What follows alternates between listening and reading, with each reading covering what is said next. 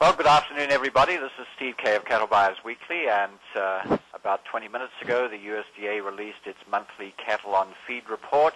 And if you haven't seen the numbers, they are cattle on feed on January 1, 11.009 million, and that's 98.0 of a year ago. Placed in December in feedlots 1,000 head and over, of course, 1.546 million head, and that's 93.9% of a year ago. Marketed in December, 1.742 million, 103.5%. And of course that number stands out. Excellent marketing month for feedlots. They faced the prospects of increased market-ready supplies of cattle as we came into this first quarter, and they did a great job, assisted, of course, by larger kills by the packers in whittling down any potential increase in numbers.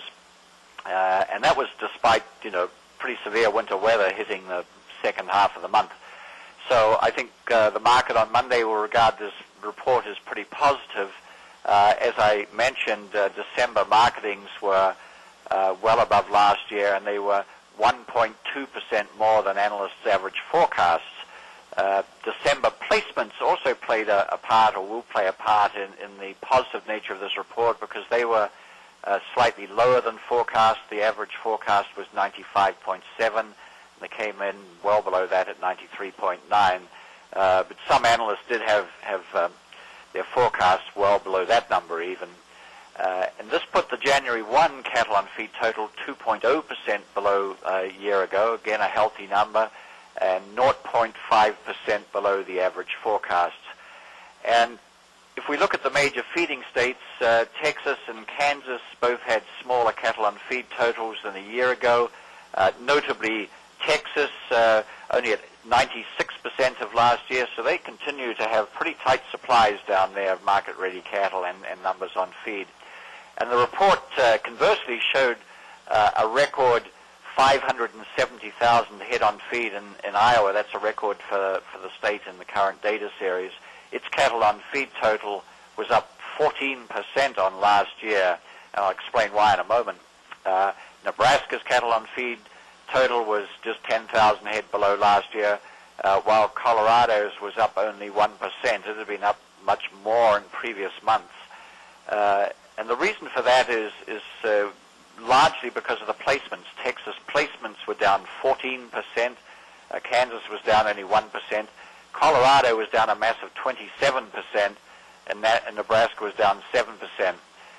Conversely, Iowa bumped up to that record because they placed 29% more cattle in the month.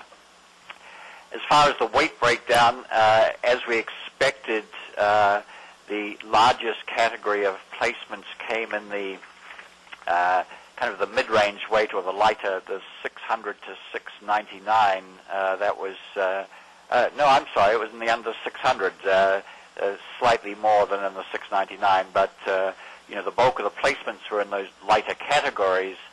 But that's where the biggest year-on-year decline was as well. Numbers in that under 700, if you take those two lightweight categories, they were down 65,000 head, or 7.1% on last year. Conversely, the 700-pound and over category saw 36,000 fewer cattle placed. That was 4.9% fewer.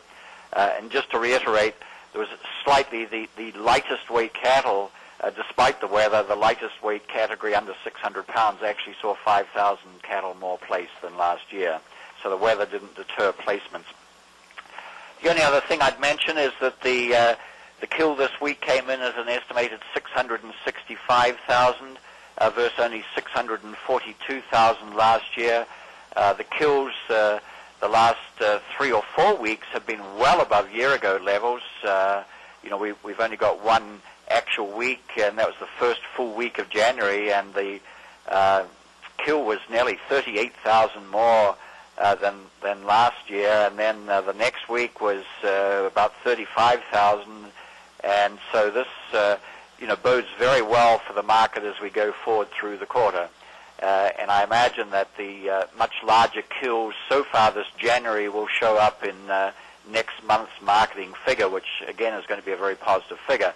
But until then, we'll hope that the market continues to show this degree of strength and health. We'll talk to you again next month.